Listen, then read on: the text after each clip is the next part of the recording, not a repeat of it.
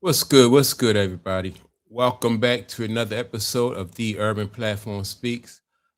Make sure to like and subscribe as you tune into the channel. You check out the content. And with that being said, man, in this video, I want to speak about taking like taking two different roads to end up in the same position, right, or the same destination, right. And I want to use Michael Jordan and LeBron James as examples, right? And so, with that being said, people are talking about LeBron James possibly being able to get an NBA team, right? And Michael Jordan already owned an NBA team, and the way that they are both getting there, in my opinion, is they're different. They took two different routes, and I think that the route that Michael Jordan took was more was the better route. I just think that LeBron James, when you do things the right way, I think you end up in a position where you have more control, in a position where you have more security, right? And so I'm looking at how LeBron James is going about his career, taking shortcuts, and not really putting the work in like I'm used to seeing, or like fans are used to seeing past superstars put that work in. And so when you attain things, when you obtain these different things like Michael Jordan and LeBron James have, I think that Michael Jordan, the way he has obtained it, is it just leads to more security, right? And so that's why I wanted to talk about this in this video. What I want to do is I want to use the audio from a video just to show and tell people how Michael Jordan uh, worked his way up to where he is now and why Michael Jordan is so beloved. Whereas LeBron James is a person who is he's very polarizing, right? And I think that if you put the work in like Michael Jordan did, or any other really franchise, like replace that with any other superstar that has came in the past, and and you put that work in and you become somebody who is really loved and adored by the fans, then I think that's the better route to take. Right. So listen to this video. I mean, to the audio from this I'm going to play, and I'm going to cut it off at times when they make points that I want to really just focus on. Do you know that Michael Jordan made more money off the court than he ever did playing basketball? Today, we'll dive into the incredible business empire of Michael Jordan.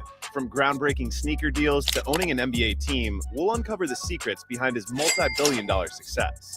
Stay with us to discover how the greatest basketball player of all time became one of the world's top business leaders. The Nike partnership.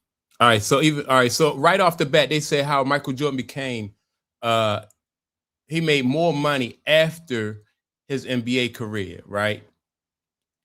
And so that means that he is reaping the residuals of what he did during his basketball career, right?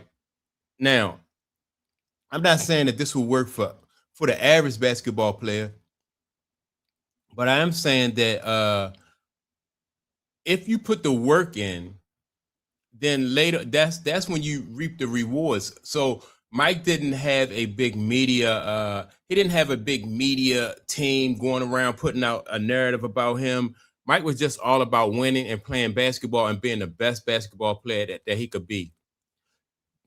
So he didn't rely on the NBA or anybody else to make him, or to mold his image, or to have people look at him in a certain way. People like Michael Jordan because of the way he played on the court. And that's why I always say, like, years after Michael Jordan has left the game, he's still like he's still reaping the rewards of how he played throughout his 15-year career. Before Michael became a basketball legend, he was just a student at the University of North Carolina. In 1984, Michael signed a groundbreaking deal with Nike. This partnership was seen as a huge gamble at the time, but Nike had a vision. They wanted to create exclusive sneaker models for Michael, aiming to sell at least $7 million worth of these sneakers annually over 5 years. Jordan's performance on the court was phenomenal, averaging over 30 points per game, vastly exceeding Nike's expectations. Instead of the anticipated $7 million in 5 years, Nike sold a staggering $126 million worth of Air Jordans in the first year alone. That was crazy, right? So Nike, they wanted Michael to sell $7 million worth of sneakers. And Mike went way past that, right? But they couldn't, that was something that Nike or the NBA couldn't fake. Like if Mike didn't perform the way he performed on the court, then Nike would not have been able to, they wouldn't have blew up like Nike blew up, just like Michael Jordan blew up. And they blew up because, not because of some fake media campaign, telling you that Mike is this and Mike was that. Mike was all about showing you what he was on the court. And that's why Nike and the NBA benefited from Mike's from his hard work and his play on the court. So it wasn't necessary for anybody to fake anything when it came to Michael Jordan, because Michael Jordan put that work in, right? And so that's what, again, and I can't keep stressing this enough, that's why Mike has the leverage that he has today. When LeBron James came to the NBA, they already crowned him, calling him King James and, saying he was the next face of the league. Whereas though they didn't put LeBron James in a position where he had to work for anything, he was already crowned that. So the media storm was already claiming that LeBron was, the face of the league and all this other stuff. So there was no incentive for LeBron James to work, for anything, because they gave it to him right off the bat. 18 times their initial target. That kind of unmatched success put Nike at a whole new level of profit and made Michael Jordan an instant star around the world. The Jordan brand has evolved beyond basketball, influencing various sports, including football. A notable example is football legend Lionel Messi wearing Nike's Jordan brand at Paris Saint-Germain, a partnership that reportedly added over $7 million in royalties to Jordan's earnings from Messi shirt sales alone. The Jordan brand is now a separate entity within Nike, generating an astonishing $5 billion in earnings for the company in 2022. That's over $250 million for Michael. Today, each model of Air Jordan sneakers is a collector's item, with the original 1984 Air Jordan 1 selling for $560,000, setting a new sneaker record. In 2021, a pair used by Jordan in a game fetched nearly $1.5 million. Ownership of the Charlotte Hornets. All right. So, like I said, all of this stuff is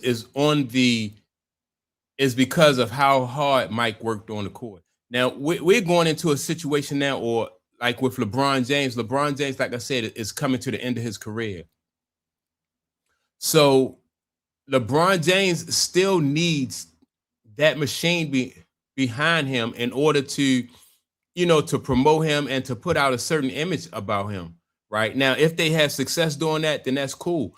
But if LeBron James is not, if the fans and the people don't buy into what the media is selling when it comes to LeBron James, or what LeBron James is trying to promote as far as his image, then they will no longer really have any use for LeBron James, right? Whereas though, had LeBron James put everything he had into being the best basketball player he could have been, and really cultivating his fan base, then that would give LeBron James more what I could say, more leverage. And it would have, LeBron James would be able to tap into that fan base and generate the kind of income that like players like Kobe did. Like Kobe fan base is crazy about him. Mike, and we all know about Mike's fan base, right? But those guys put the work in. And see, whereas though you're seeing LeBron James just do it differently, where he's relying on the machine to promote him. And it's definitely not the same. Now, some people might say, well, why put in all that work if they're going to, if they're going to promote you anyway? From a personal standpoint, if you're Michael Jordan, or even if you're LeBron James, you want to be beloved by your fans and appreciated by your fans. You don't want to be polarizing.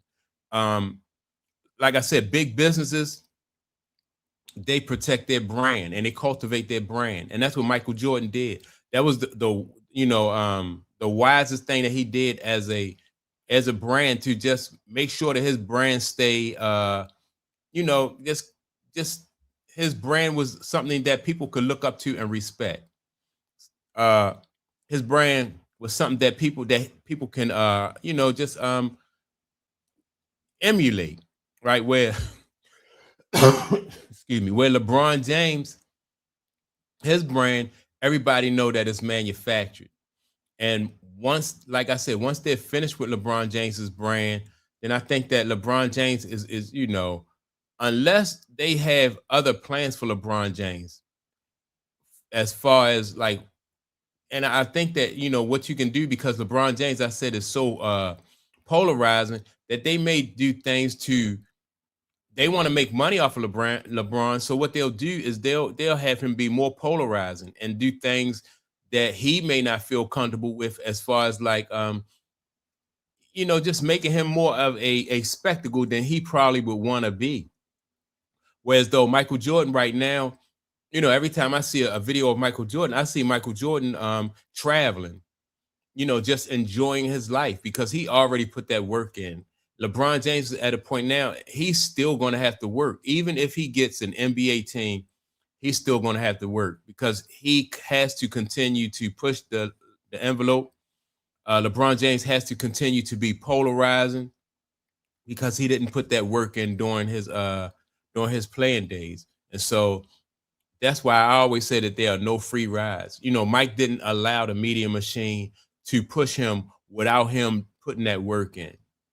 Now, don't get me wrong, like the campaign that Nike had for Michael Jordan was like, I mean, that campaign was like no other campaign in history.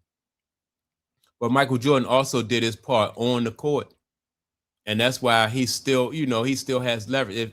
If Michael Jordan didn't play as hard as he did and had the success as he had on the court, they probably, Nike probably still could have pushed him. The NBA still could have pushed him, but I don't think that his merch and his sneakers would be selling now the way they are 23 years after he retired. So, like I said, no free lunches, no free rides, and that's my take. Make sure to like and subscribe to the channel. Also, don't forget to leave a comment, and I'll check you all out in the next video. Peace.